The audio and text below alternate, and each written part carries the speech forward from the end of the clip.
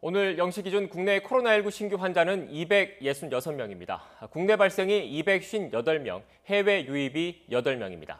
지난 21일 이후 300명대를 유지하던 신규 환자가 나흘 만에 200명대로 줄었습니다. 하지만 안심할 단계는 아닙니다. 휴일이었던 어제 검사 건수 자체가 줄었기 때문입니다. 실제로 오늘 0시 기준, 그러니까 어제 하루 진행된 검사는 13,000여 건입니다. 토요일인 그제보다는 2,100여 건, 평일인 금요일보다는 8,400여 건 적습니다. 지난 14일 이후 11일 연속 세 자릿수 신규 확진자가 나온 상황에서 확산세가 꺾였다고 보기 힘든 겁니다. 신천지발 집단 감염 사태가 발생했던 지난 2월 상황을 볼까요? 2월 18일 신천지 대구교회에서 첫 환자가 나온 이후 불과 닷새 만에 일일 신규 환자가 200명을 넘었습니다. 이후 하루 단위로 증감을 거듭하다가 909명까지 치솟았습니다. 방역당국이 최근 감염 확산세가 아직 정점에 이르지 않았다고 보고 긴장의 끈을 놓지 않는 이유입니다. 그럼 취재기자 연결해서 자세한 코로나19 상황 알아보겠습니다.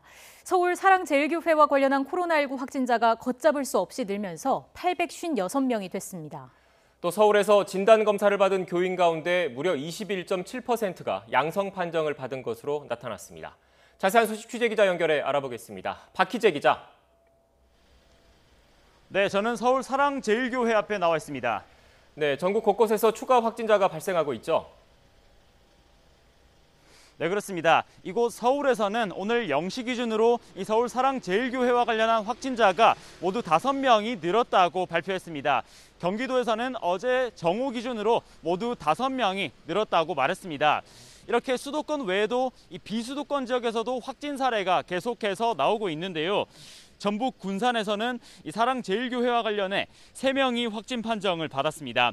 앞서 군산에서 40대 남성이 자신이 운영하는 당구장을 찾은 이 교회 관련 50대 확진자와 접촉한 뒤 확진 판정을 받았는데요. 이 남성의 40대 아내와 10대 딸이 접촉자로 분류돼 받은 검사에서 양성 반응이 나왔습니다. 다른 한 명의 환자는 사랑제일교회 관련 확진자의 남편으로 조사됐습니다. 경북 경산에서는 부부가 추가 확진 판정을 받았는데요. 경산에 거주하는 60대 남성은 지난 10일 서울 사랑제일교회를 방문하고 광복절엔 아내와 함께 광화문 집회에도 참석한 것으로 파악됐습니다. 사랑제일교회와 관련한 확진자는 모두 856명에 달합니다. 확진자들은 수도권에 집중돼 있지만 비수도권에서도 확진자는 계속해서 나오고 있는데요.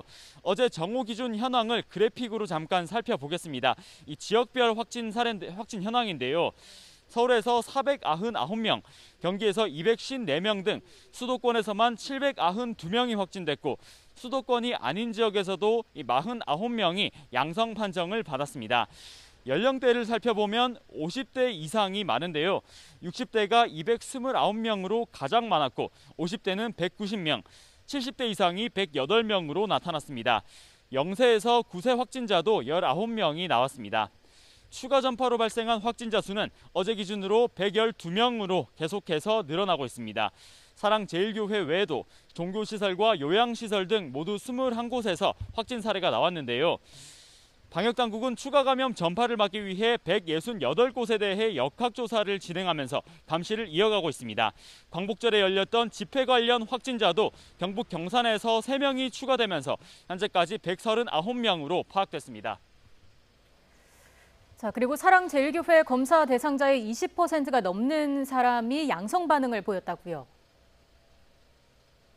네, 그렇습니다. 서울시는 오늘 오전에 열린 브리핑에서 서울 사랑제일교회 관련 검사 대상자의 무려 21.7%가 양성 반응을 보였다고 발표했습니다. 이 시 관계자는 2,100여 명 가운데 470명이 양성, 1,667명이 음성이고 25명은 검사 결과를 기다리고 있다고 말했습니다.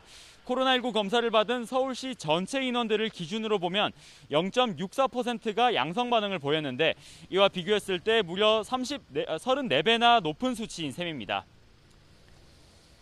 경찰 수사도 진행되고 있죠? 네, 그렇습니다. 경찰은 현재 전담 수사팀을 꾸려 수사를 이어가고 있는데요.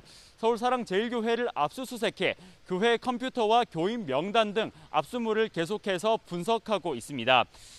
특히 정확한 교인 명단과 광복절 광화문 집회 참석자를 파악하고 있습니다. 이와 함께 경찰은 방역당국이 전광훈 담임 목사를 탄압하기 위해 확진자 수를 조작한다는 가짜뉴스도 내사하고 있다고 밝혔는데요. 최근까지 코로나19 관련 허위 사실을 유포한 사례 모두 96건, 147명을 적발했고 91건은 조사하고 있습니다. 서울시도 함께 압수물을 분석하고 있는데요. 교회 방문자와 교회에서 숙식하던 인원들의 명단을 발견했다고 어제 밝혔습니다. 이와 함께 서울시는 지난 15일 광복절에 광화문뿐만 아니라 서울 전역에서 집회에 참가했던 인원 모두가 진단검사를 받도록 조치했다고 말했습니다. 서울에서 집회를 열겠다고 신고했던 단체는 33곳으로 파악됐는데 진단검사를 독려하는 공문을 모두 보냈다고 덧붙였습니다. 서울시는 대상자들이 검사 이행 명령에 따라 모레인 26일까지는 모두 검사를 받을 수 있도록 하겠다고 말했습니다. 방역당국은 지난 클럽발 집단 감염 때와 마찬가지로 익명검사를 실시하기로 했습니다. 지금까지 서울 사랑제일교회 앞에서 YTN 박희재입니다.